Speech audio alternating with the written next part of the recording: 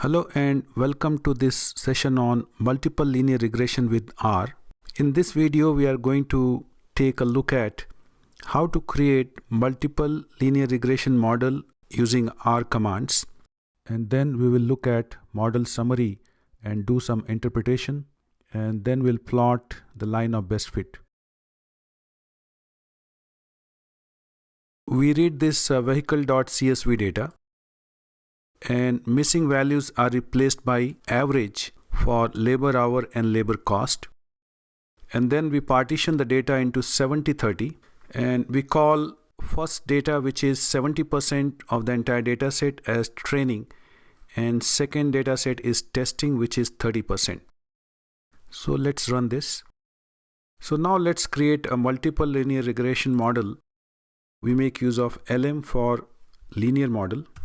And we want to make a model where dependent variable is labor cost LC as a function of, so we use tilde sign, labor hour LH plus mileage. Data that we have is training. Let's store this model in model. We can run model. So it says, this is the formula used, LC, labor cost as a function of LH, labor hour, plus mileage at failure. Data used is training. Estimate of intercept is about 2.728. And estimate of the slope for LH is 7.287 into 10 to the power of 1, which makes it 72.87. And mileage has slope estimate, or B2, of negative 5.523 times 10 to the power of minus 5.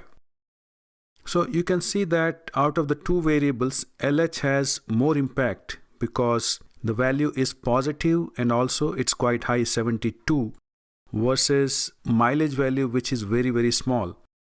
In the scatter plot, we have seen that mileage really doesn't have very strong correlation with labor cost.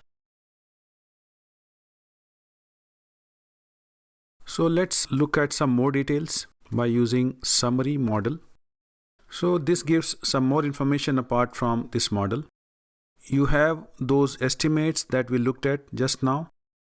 And apart from that, it also gives standard error, t value, but the most important value is the last one, which is probability. And when this is less than 0.05, we can conclude with 95% confidence that the variable is really significant. If you look at p-value for mileage, it is 0.506. So if you do 1 minus this number, you get almost 0.5.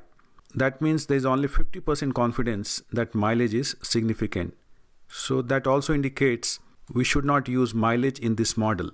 Whereas labor hours LH is quite significant because this is 2 times 10 to the power of negative 16. So confidence level is very, very high. We can rerun this model by eliminating mileage. And we can look at the summary again. So you might notice there is a small change in intercept value and the slope estimate. LH is still very highly significant. You can see there are 3 stars. If you do 1 minus this, so it's 99.9%. So at least 99.9% confidence that LH is statistically significant contributor to variability in labor cost.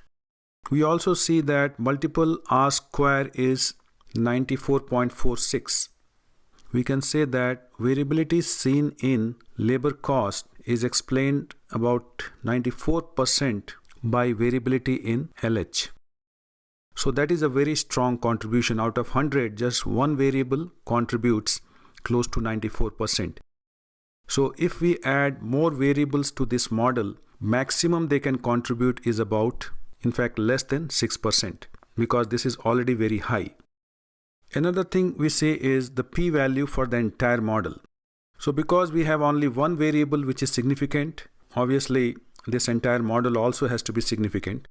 But in situations where you have many independent variables like x1, x2, x3, some of which are significant and some are not. And if you look at p-value, so that will indicate whether the entire model is really significant or not. So we can also plot LC versus LH for the training data. So you can see there is a strong trend as labor hours, or how much time it takes to repair a car.